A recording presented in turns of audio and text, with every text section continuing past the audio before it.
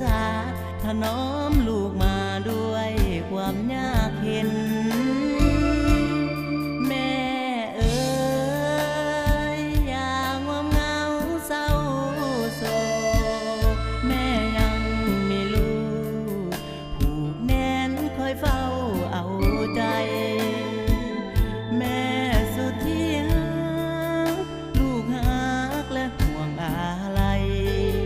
ถึงลูกจะอยู่หนใดส่วนเลิกหัวใจคิดถึงแม่เอ๋ยแม่และลูกความหักผูกพันมานาน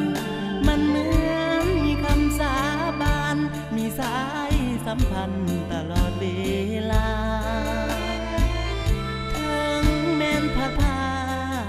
จากไปจะหวนเต่ามาอยู่อ้อมอกมารดาแม่เหมือนแก้วตาของลูกทุกคนแม่เอ๋ยลูกบ่ลงลืมใด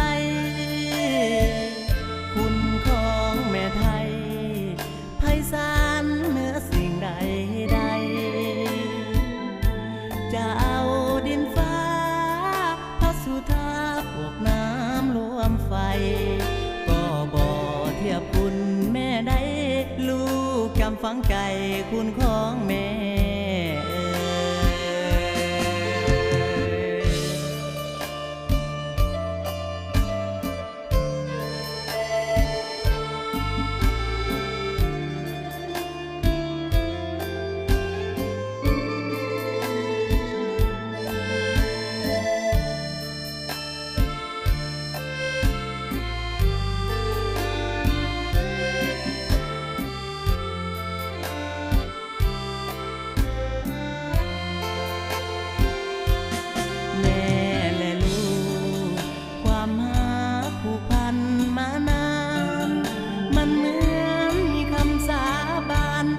สายสัมพันธ์ตลอดเวลาถึงแม้นพัดพาจากไปจะหวนเต่ามาอยู่อ้อมอกมารดา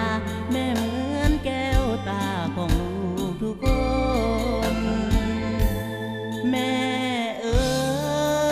ยลูกบ่ลงลืมใดคุณของแม่ไทย